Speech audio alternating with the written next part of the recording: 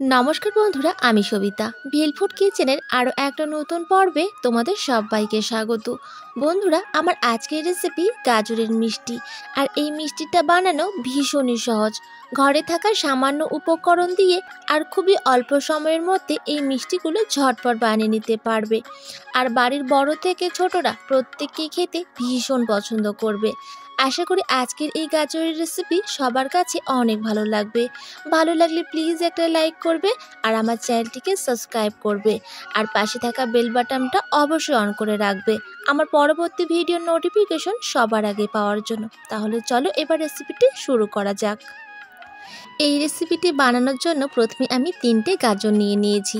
আর গাজরগুলোকে খুব ভালো করে আগে কিন্তু ছুলে সামনের দিক আর পেছনের দিকটা কেটে বাদ দিয়েছি। এবার আমি একটা ছুরির সাহায্যে এইভাবে পাতলা পাতলা করে কেটে নিচ্ছি। এখানে আমি 3টে গাজর নিয়েছি, তোমরা চাইলে কিন্তু গাজরের পরিমাণটা বাড়িয়ে বা কমিয়ে নিতে পারবে। এবার একইভাবে সমস্ত গাজরগুলোকে কেটে নেব।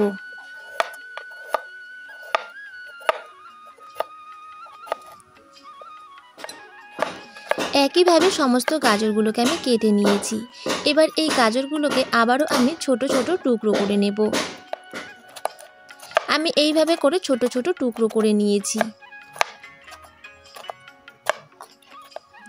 এবার আমি একটা মিক্সির জারের মধ্যে এই গাজরগুলোকে নিয়ে নিচ্ছি।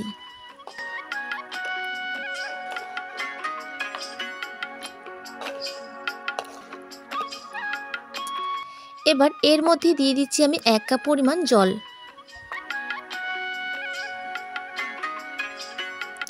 এবার ঢাকনা দিয়ে খুব ভালোভাবে একটা স্মুথ পেস্ট তৈরি করে নেব।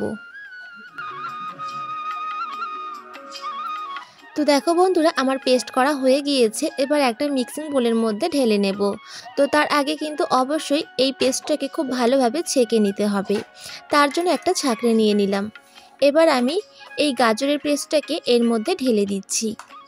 তো একসাথে কিন্তু করা যাবে না বন্ধুরা, তাই অল্প অল্প করে আমি এই গাজরের পেস্ট থেকে গাজরের যে জুসটা রয়েছে সেটা কিন্তু আমি বের করে নেব। এইভাবে চামচ দিয়ে চেপে চেপে গাজরের জুসটাকে বের করে নিচ্ছি। একইভাবে সমস্ত গাজরের পেস্ট থেকে আমি জুসটাকে বের করে নিয়েছি। এবার গাজরের যে বাকি অংশটা রয়েছে সেটা কিন্তু আমি বাদ দিয়ে দিচ্ছি।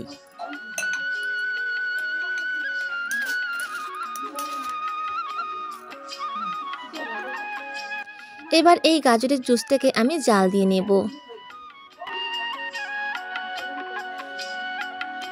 তার জন্য আমি গ্যাসে একটা প্যান বসিয়ে দিয়েছি। প্যানটা খুব ভালো মতো গরম করে নেওয়ার পর এবার আমি গাজরের জুসটা এর মধ্যে ঢেলে দিচ্ছি। এবার এর মধ্যে দিয়ে দিচ্ছি আমি 1 কাপ পরিমাণ চিনি। তোমরা কিন্তু মিষ্টিটা তোমাদের স্বাদ মতন দিয়ে দেবে। তোমরা চাইলে এখানে চিনির পরিবর্তে গুঁড়ো ব্যবহার করতে পারবে। এবার দিয়ে দিচ্ছি একটা তেজপাতা মাঝখান থেকে ছিঁড়ে দিয়েছি। আর সুন্দর ফ্লেভারের জন্য দিয়ে দিলাম 2টো ছোট এলাচ মাঝখান থেকে ফাটিয়ে নিয়েছিলাম। এবার একটা খুন্তির সাহায্যে খুব ভালোভাবে জুসের সাথে চিনিটাকে মিশিয়ে নিতে হবে। খুব ভালোভাবে মেশানো হয়ে গেছে। এবার আমি এর মধ্যে দিয়ে দিচ্ছি 1/2 চামচ ঘি। অবশ্যই ঘিটা দাবার চেষ্টা করবে, এতে করে কিন্তু খুব সুন্দর একটা ফ্লেভার আসবে আর কিন্তু খুবই একটা মিষ্টির মধ্যে শাইন আসবে। এবার এর মধ্যে দিয়ে দিচ্ছি 1 চিমটি লবণ। যারা তোমরা মিষ্টির মধ্যে লবণটা পছন্দ করো তারা কিন্তু অবশ্যই দিয়ে দেবে। এবার এই ঘিটাকে খুব ভালোভাবে আমি মিশিয়ে নেব।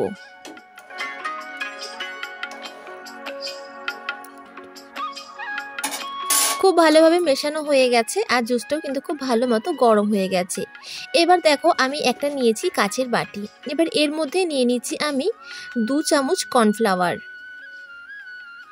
আর দিয়ে দিচ্ছি 1/2 বাটি আমি জল। এবার খুব ভালোভাবে একটা চামচের সাহায্যে এই কর্নফ্লাওয়ারটাকে মিশিয়ে নিতে হবে যাতে কোনো লাম্পস না থাকে।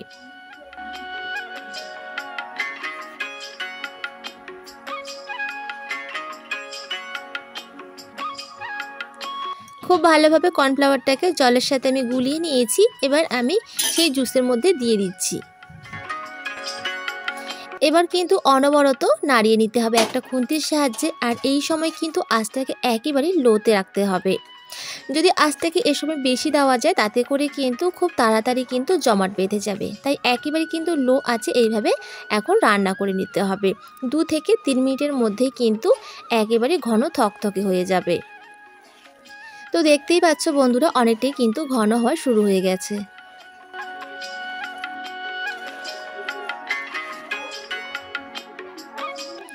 তো দেখো অনেকটাই কিন্তু ঘন হয়ে গেছে, আমি আর ঘনত্বের করব না, এরকমটাই কিন্তু মিষ্টির জন্য পারফেক্ট হবে। এবার আমি তেজপাতাগুলোকে তুলে নিচ্ছি।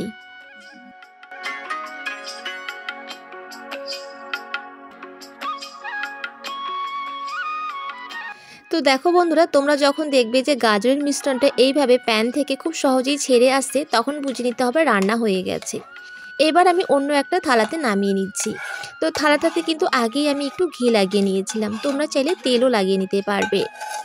এবার আমি মিশ্রণটাকে এর মধ্যে ঢেলে দিলাম।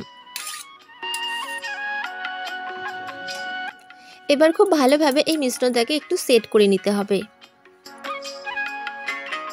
খুব ভালোভাবে সেট হয়ে গেছে। এবার আমি 10 মিনিটের জন্য রেস্টে রেখে দেবো, এতে করে কিন্তু খুব ভালোভাবে সেট হয়ে যাবে। 10 মিনিট পর ফিরে এসেছি। দেখো বন্ধুরা কত সুন্দরভাবে সেট হয়ে গেছে, সেটা কিন্তু তোমরা দেখতেই পাচ্ছ। এবার ওপর দিয়ে একটা থালা বসিয়ে এইভাবে আমি উল্টে দিলাম। দেখো বন্ধুরা কত সুন্দরভাবে কিন্তু বেরিয়ে আসলো। এবার আমি তোমাদেরকে কেটে দেখাচ্ছি। আর বন্ধুরা তোমরা কিন্তু দেখতেই পেলে যে কত সহজভাবে এই মিষ্টিগুলো নিজের হাতে আর ঘরেই তৈরি করা যায়। তো তোমরা কিন্তু অবশ্যই এই গাজর থাকতে থাকতে এই মিষ্টিগুলো বাড়িতে একবার হলেও ট্রাই করো। আশা করি তোমাদেরও কিন্তু ভীষণ ভালো লাগবে। দেখো এইভাবে আমি স্কোয়ার শেপে কেটে নিচ্ছি। তোমরা চাইলে কিন্তু তোমাদের পছন্দ মতো যে কোনো শেপ দিয়ে এই মিষ্টিগুলোকে কেটে নিতে পারবে। এবার আমি তোমাদেরকে তুলে দেখাচ্ছি। দেখো বন্ধুরা কত সুন্দরভাবে সেট হয়ে গেছে, আর দেখতে যতটা সুন্দর খেতে কিন্তু তার থেকেও দারুণ হয়। তোমরা অবশ্যই কিন্তু একবার হলেও ট্রাই করবে, আর আমাকে কমেন্ট করে জানাবে যে তোমাদের খেতে কেমন লেগেছে। তাহলে বন্ধুরা আজকের কথা বাড়াচ্ছি না, আজকে এখানেই বিদায় নিচ্ছি। আর আজকের রেসিপিটি কেমন লাগলো সেটা জানাতে কিন্তু একদমই ভুলবে না। আর আজকের রেসিপিটি ভালো লাগলে প্লিজ একটা লাইক করবে, কারণ তোমাদের একটা লাইক অনেক উৎসাহিত করে পরবর্তী ভিডিও নিয়ে আসার। আর বন্ধুরা আমার চ্যানেলটিকে কিন্তু অবশ্যই সাবস্ক্রাইব করবে, আর পাশে থাকা বেল বাটনটা অবশ্যই অন করে রাখবে, যাতে আমার পরবর্তী ভিডিওর নোটিফিকেশন ছাড়ার সঙ্গে সঙ্গে তোমাদের কাছে পৌঁছে যায়। তাহলে চলো আজকে এখানেই বিদায় নিচ্ছি। দেখা হচ্ছে পরের একটা অন্য কোনো রেসিপিতে। সবাই খুব ভালো থেকো, সুস্থ থেকো আর সাবধানে থেকো। আর নেক্সট ভিডিও দেখার জন্য সকলের আমন্ত্রণ রইল।